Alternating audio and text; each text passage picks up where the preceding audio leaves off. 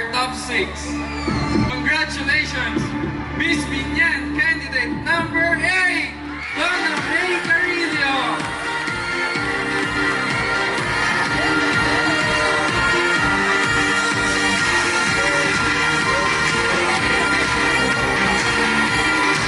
Let's not keep you all waiting any longer. The spotlight is yours.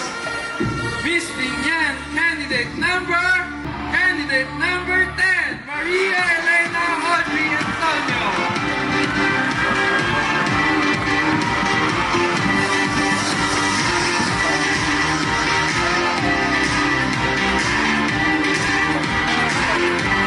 Miss Binyan, candidate number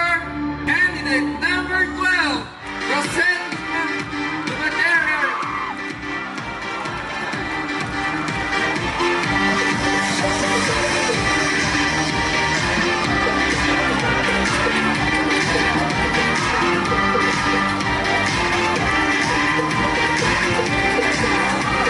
Two more spots to go. Binyanense, sino sa tingin nyo ang kumumpleto ng natitirang dalawang spot? You're ready to claim your place. Miss Binyan, candidate number 9, Althea Harina.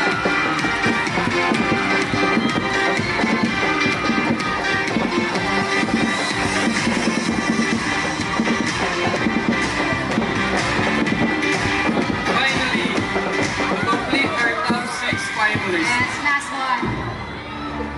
Congratulations, Miss Binyan, candidate number 6, Rian Rosilo.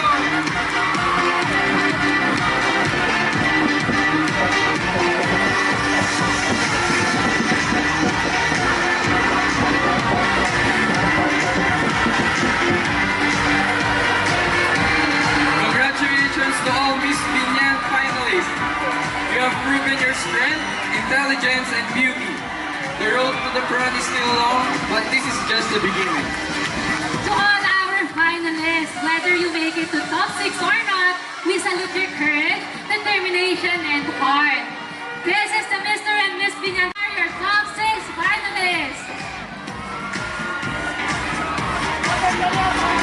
Woo! Grabe, Carlos. What an intense and excitement announcements that was. Intense, grabe.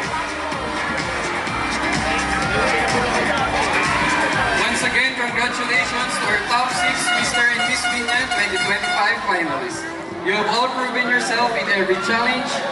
Tonight is truly your moment. And then, pick question number 7. So, okay, here's your question.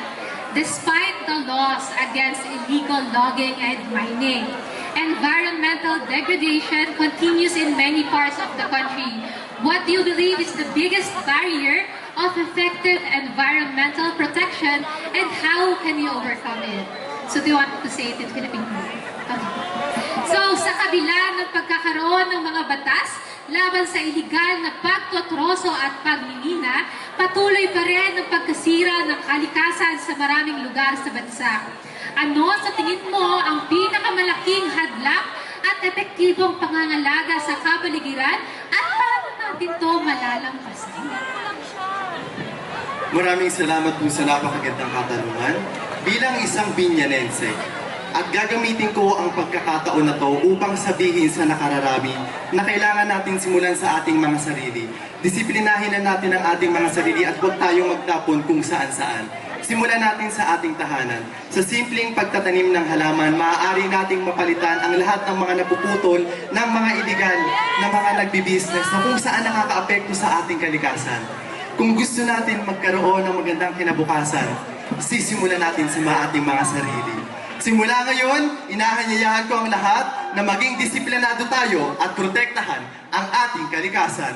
Yun lamang po at maraming salamat. Thank you so much, candidate number 10. Mr. Binyan, candidate number 14, you may pick your question.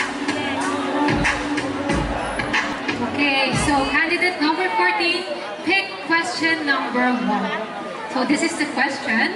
With the younger generation becoming more influenced by the global culture, Filipino traditions are slowly being forgotten. How can we encourage the youth to value and preserve our cultural heritage? Again, at Filipino, dahil marami sa mga kabataan ngayon ang lubos na naapektuhan ng kultura ng ibang bansa, unti-unti na nilang nakakalimutan ang mga tradisyong Pilipino. Paano kaya natin mahihikayat ang mga kabataan na mahalin at alagaan ang ating sariling kultura? Thank you very much for that timely and relevant question. So paano nga ba natin hihikayatin ang kabataan? At ako, paano ko hihikayatin ang mga kabataan na pangalagaan ang ating kultura? And that is to use my social media to influence, to share how our culture help us as a Filipino. Paano nakakatulong ito sa ating bansang Pilipinas? Dahil ang kultura hindi lamang gawa o gawa-gawa ng mga tao. Dahil ito ay nag-aambag sa ating bawat isa, sa ating Pilipinas. At ito ay nagpapakilala sa atin kung ano tayo at sino tayo. And that's all. Thank you. Thank you so much, candidate number 14. Mr. Binyan, candidate number 8, you may now pick your question. So, eto. Candidate number 8, pick question number 9. While technology has made communication easier, it has also led to issues like cancel culture, online hate, and harmful anonymous posts. How can you encourage responsible and respectful use of social media, especially among the youth? Again, at Filipino, dahil sa teknolohiya, mas naging madali na ang ating komunikasyon, ngunit nagdudulot din ito ng mga problema tulad ng cancel culture, paninirang kuri online, at mga masasamang anonymous post. Paano mo mahihikayat ang mga kabataan na gamitin ang social media ng responsable at may respeto? Para po sa akin, magsisimula po ito sa aking sarili. Ako po ay isang mag-aaral ng BS Psychology at naniniwala po ako na dapat natin tanggalin itong mga ganitong stigma na kung saan sa social media ay patuloy tayo nagka-cancel sa mga iba't ibang kasarian o anumang problema. At sa uli, hinihiin natin na maglingkod sa ating bayan at huwag tayong maging salot sa ating lipunan. Gumising na tayo sa mga mali nating ginagawa at panindigan natin na tayo pa rin mga kabataan ang pag-asa para sa mga lahat. Yun lamang po. Thank you so much, candidate number 8. Next, Mr. Candidate number 3, you may now pick your question. So hello, candidate number 2. So you pick question number 12. With the rise of online learning and digital classrooms, what do you think are the biggest challenges and opportunities for students in the Philippines to get quality education? Again, sa pag-usbong ng online learning at digital class, ano sa tingin mo ang mga pinakamalaking hamon at oportunidad para sa mga estudyante dito sa Pilipinas na makakuha ng magandang kalidad na edukasyon? We all know that education is really something important in this world.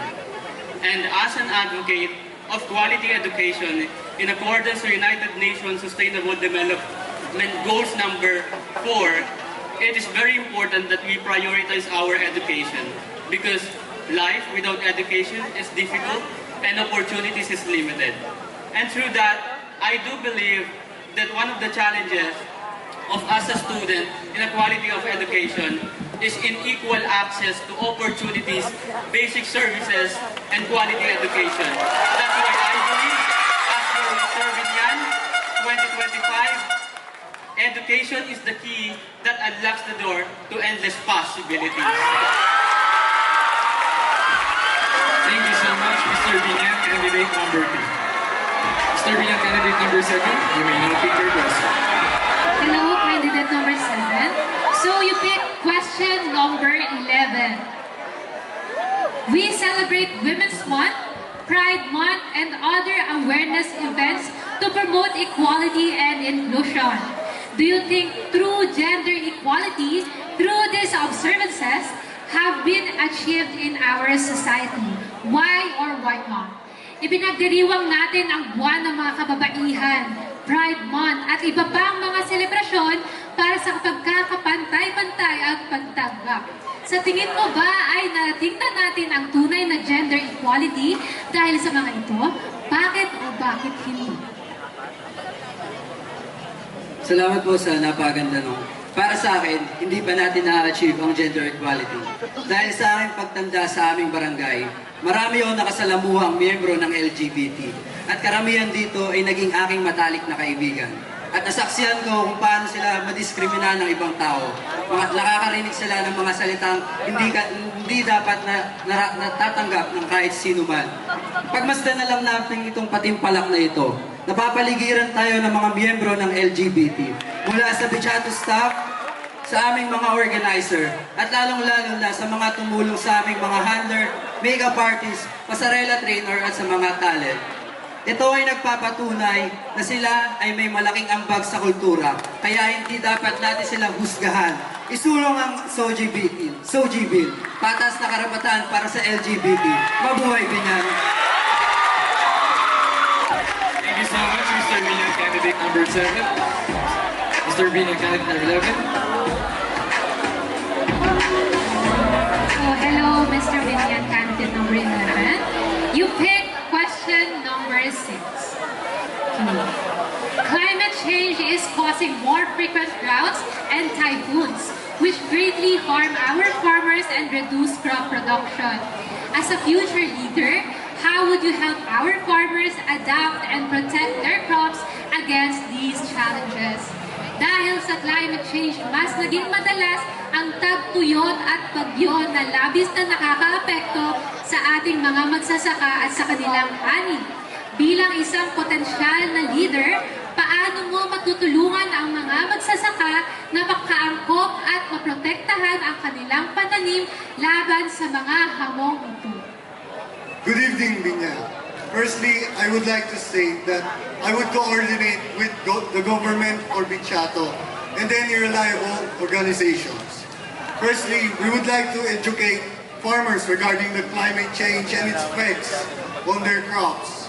We would research further into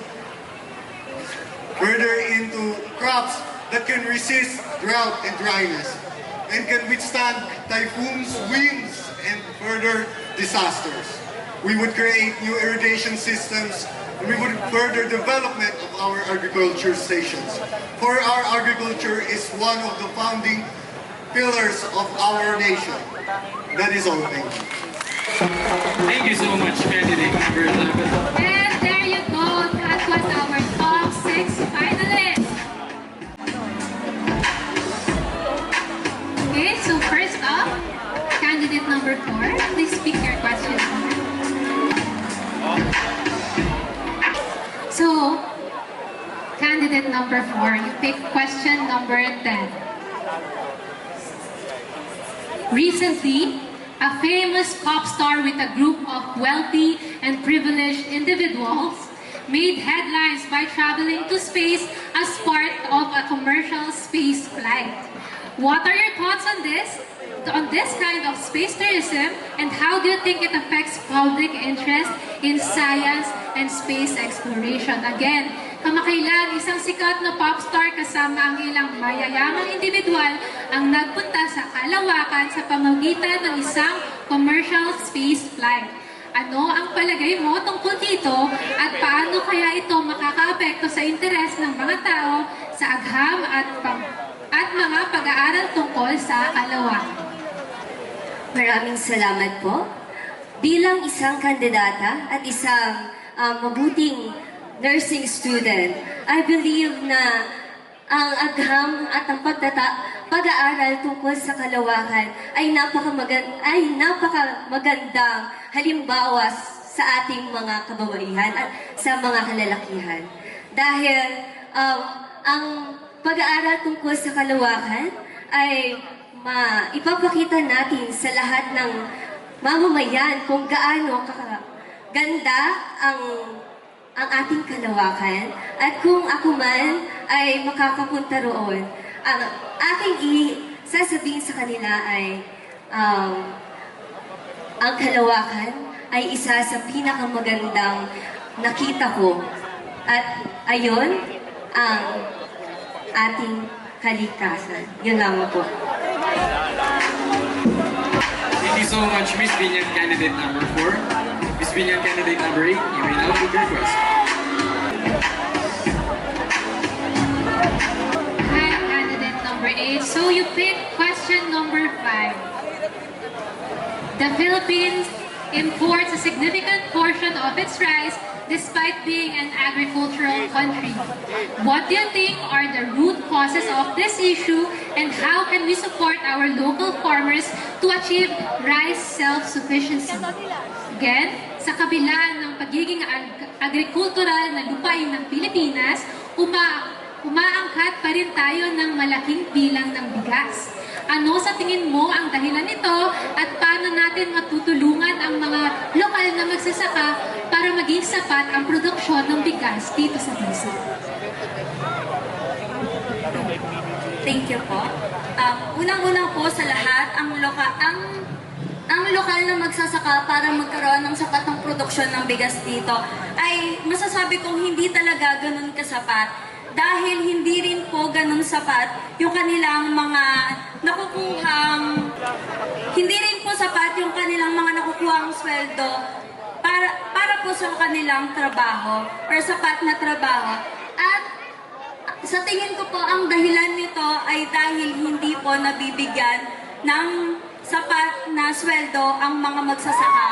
Katulad na lang po ni Danilo Ramos na tumakbo para po mas magkaroon po ng malawak at mas magkaroon po ng pagkakataong mabigyan ng malaking sahod or malaking para sa mga agrikultura. Dahil naniniwala po ako na ang agrikultura po ang siyang unang-una po na dahilan para po mas magkaroon po tayo ng maayos at payapang lugar at bansa. Yun lamang po at maraming salamat. Thank you so much, Miss Binyan candidate number 8. Miss Binyan candidate number 10, you may now pick your question. So candidate number 10, so you pick question number 3. Despite having a large pool of graduates each year, the Philippines still faces high underemployment rates. What do you think are the reasons behind this, and how can we create a better job opportunities for Filipinos? Again, sa kabila ng mataas na bilang ng pagsisipagtapos, taon-taon ay mataas pa rin ang underemployment sa Pilipinas. Ano sa tingin mo ang mga dahilan kung bakit ganito, at paano natin mapapalakas ang oportunidad sa trabaho para sa mga Pilipino? Thank you.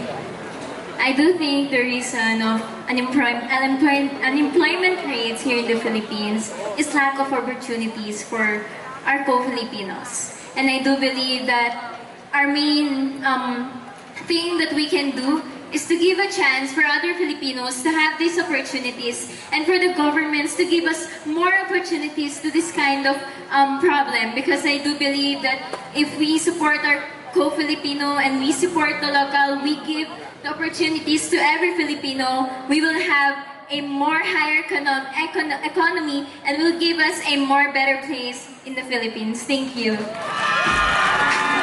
Thank you so much, candidate number 10. Miss Binyan candidate number 12, you may now pick your question.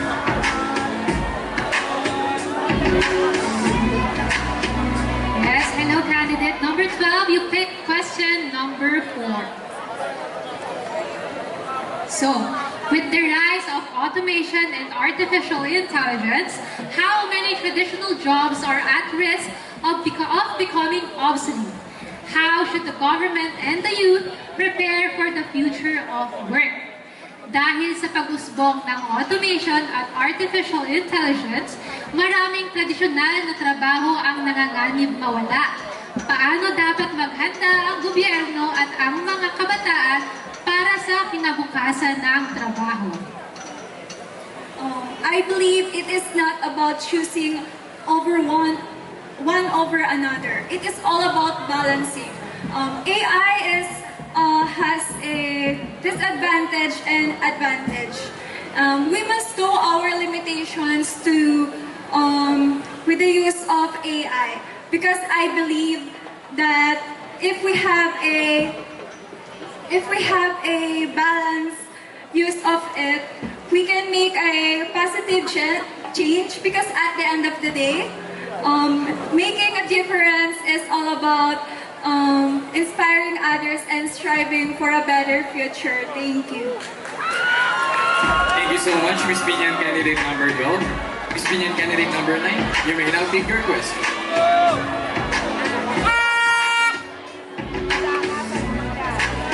Hello, candidate number 9. So you pick question number 2. Many historical sites and ancestral homes in the Philippines are being neglected or demolished for the sake of development. How can we strike a balance between development and heritage conservation? Maraming mga lumang bahay at magkasaysayang lugar dito sa Pilipinas ang napababayaan o nasisira dahil sa mga proyektong pangkaunlaran. Paano kaya natin mapagsasabay ang paghusbong ng bansa at ang pangangalaga sa ating mga pamana? Good evening, everyone. I uphold with the idea that rather than destroying, we should do preserving. We should embrace the culture and history of our city. For our culture does not just have a history, but also a story to tell. And I would like to use this opportunity to be an inspiration to everyone, to embrace what you have in your city and be the change you want to be by embracing the truth that you can be. Thank you. Thank you so much, candidate number 10. Miss Binyan candidate number 6, you may take the last question. Yes, Carlos, we are down to our last. Number 6, you pick question number 8. Okay. Environmental laws like the Ecological Solid Waste Management Act have been in place for years. Yet, many communities still struggle with proper waste disposal. What do you think hinder its effective implementation and how can it be improved? Again, matagal na nating ipinatutupad ang mga batas tungkol sa tamang pagtatapon ng basura, tulad ng Ecological Solid Waste Management Act. Pero marami pa rin ang hihirapan sundin ito. Ano sa tingin mo ang dahilan kung bakit hindi ito ganap na ipapatupad at ano ang mga pwedeng gawin para mapabuti ito?